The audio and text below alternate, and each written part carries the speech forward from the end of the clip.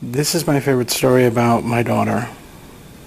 Last year, Ariel was being driven to Children's Hospital emergency room because she had a pain that couldn't be explained or controlled. It was late at night, it was raining, and it was cold.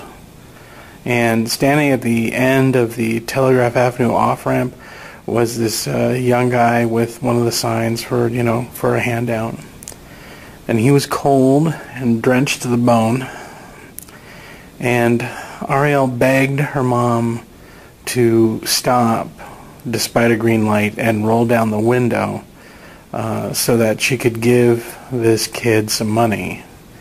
She had a $20 bill in her pocket, which was money from, I think, one of her grandparents. And it was money that she was, saving for like a new DS game or something.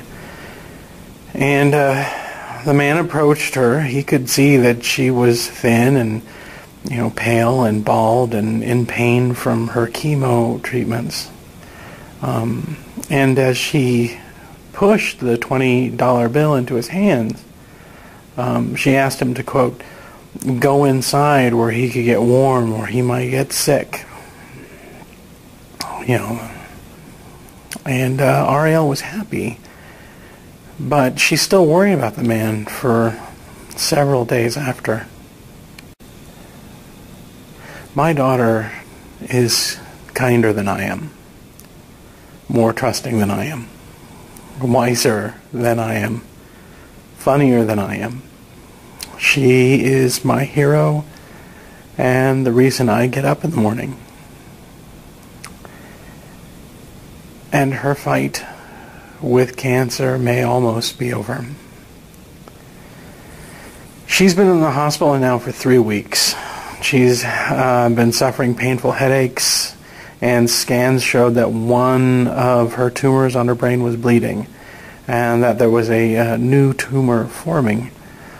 She suffered a grand mal seizure while in the hospital, as well as several other smaller ones, before she had burr hole surgery to drain the blood out of the major tumor that was bleeding.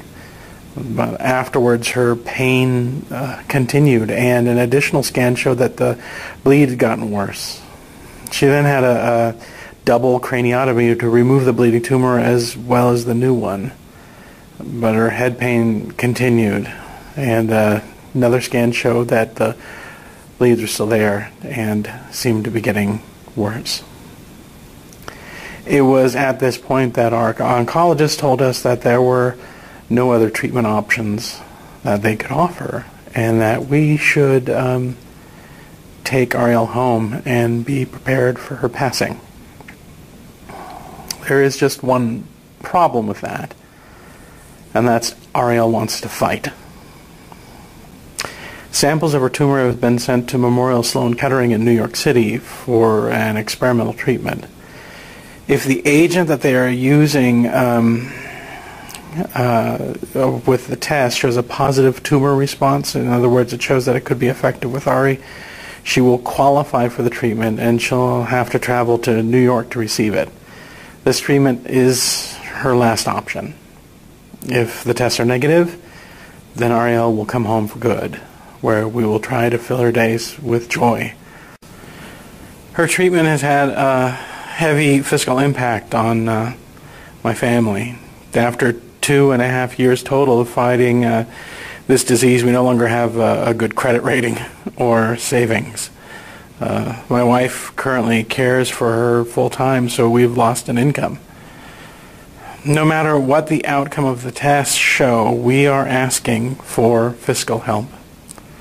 Whether that's to pay for a trip to New York for Ariel and her mom for potentially life-extending treatment, or for a final good memory for Ariel, if possible, and for her memorial.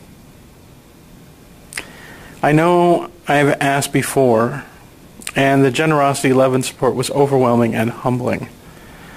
I ask you again for your support. Down below is a link to the Team Ariel website. There is a PayPal button there.